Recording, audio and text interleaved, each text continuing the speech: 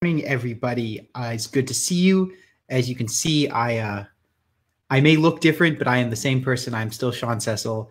I shaved off all my hair. It was too much of a hassle. And listen, I don't know how you girls do it when you go and you spend like hours on your hair. I can't do that. It got to be a pain in the ass, so I shaved it off. Anyway, that's not the point of what we're talking about today. So today I'm here to talk to you guys about belief, because at the end of the day, our beliefs determine our destiny. Right? They are one of the many factors that beliefs and values are really the two main ones. But if you don't believe something, you're not going to take any action on it.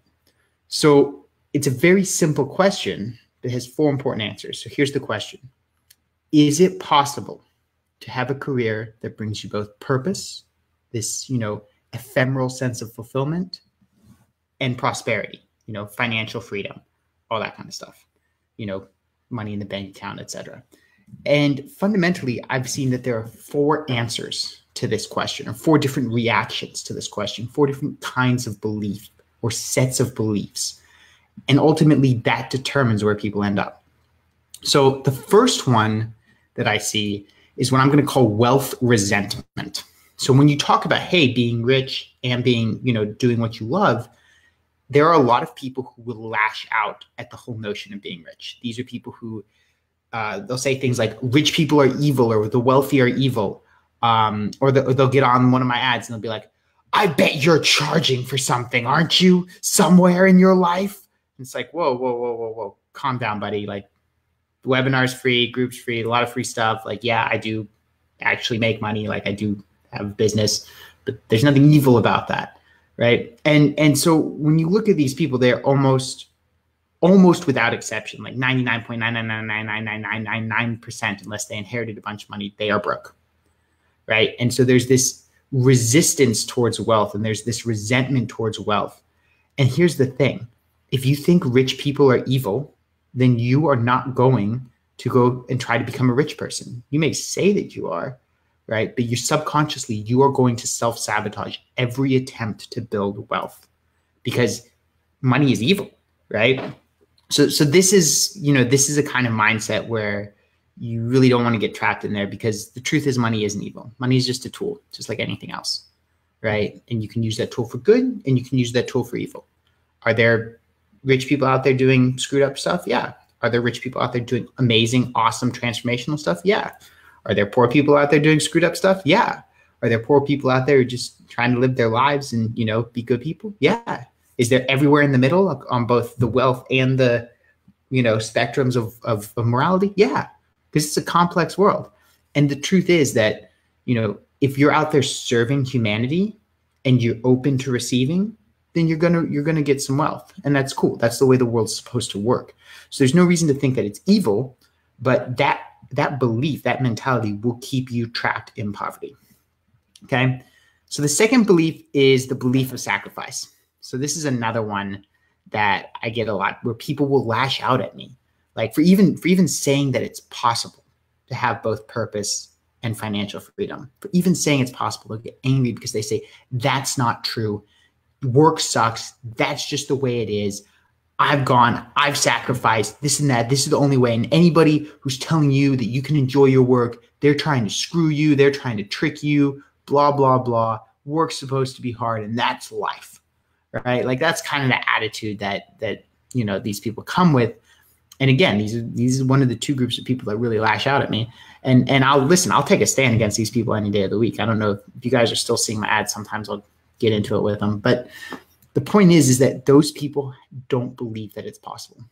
They don't believe it's impossible. And therefore, anybody who's saying it's possible must be a liar or an idiot or whatever, because it can't be done. And those kinds of people end up becoming workaholics. Those kinds of people end up staying in jobs that suck and say, oh, well, I made my money and that's the point of life. And, they become grumpy old people because they never really stopped and enjoyed it. They never built a life that they could really get enthusiastic about. And so, maybe they work. And then when they're 65, they go, oh yeah, now I have enough to retire. And, I can spend 10 years playing golf and then 10 years, dealing with health issues. And then I kick the bucket, and that's a win. And they think that that's what life's about, right? And they consider that success. because they don't believe that it's possible to have a career that brings you both fulfillment and financial freedom. Right. And in many cases, just, a lot of the first group of wealth resentment people, many people become that way because they don't want to sacrifice. They are not willing to go through that sacrifice because they know intrinsically that this is not true. And so then they assume that anybody who's wealthy chose otherwise. And then that this kind of resentment comes up. So these two groups, these two people at the bottom, right? One's going to be wealthy but miserable, and the other group's going to be poor and generally also miserable because being poor is not fun. So these two groups of people are the ones who are really struggling the most. And these two groups of people are the ones who tend to get most hostile when you bring up the question, because they take exception with either the purpose or the wealth. One or the other, they believe just isn't okay. And so then they tend to lash out. Now, the third group, and this is the one that most of you guys are probably in. Most of you guys are in this group, is hope. So when I get on there and I say, hey, listen, you can do what you love and you can make a bunch of money doing it, there are a lot of people who are like, man, that's great. I really hope that's true, right?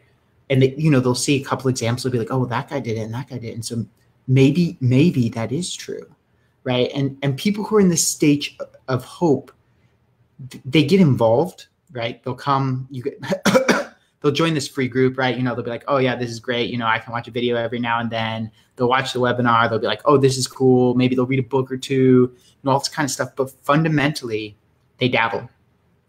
And the reason why they dabble is because they aren't sure. They don't have certainty that it's true, right? They don't have certainty that they can do what they love and make a good living. They want to believe it, but they don't have certainty. So they're not willing to take any kinds of risks. They're not willing to really, really, really, really, truly commit because they're just not sure. So they'll hang out and they'll try to build that certainty. And hopefully at one point, they move to this last stage, which is conviction. So conviction is a solid, unshakable belief. Okay. So people who have conviction, it clicks and they go, wait a minute, this is real. I can do what I love. I can make good money doing it. I can be financially free and happy. That person did it. That person did it. That person did it. How am I any different from them? This is real. And as soon as that clicks and that belief becomes solid, then anything else is like ridiculous, right? I mean, if you know that it's possible to make good money and love what you do, why would you do anything else? Why would you say, oh, well, now I'm going to be poor.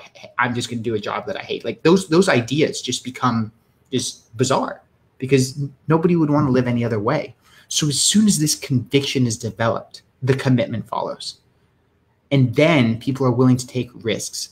People are willing to go outside their comfort zone. People are willing to do whatever work is necessary because they know that at the end of the road, there is the pot of gold and there is the beach chair and there is the opportunity to do what they love and serve their fellow man and be happy and be fulfilled.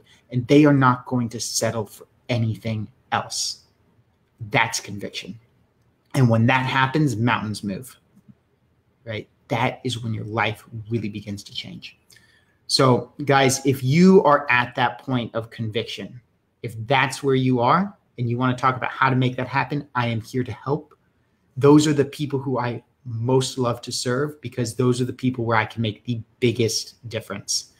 So if you are at that point of conviction, then go to sorry, I'm coughing a little bit. Go to www.oculusinstitute.com/scheduling. I will absolutely love to speak with you and show you how to make that happen. So guys, I will talk to you all soon and thank you for tuning in.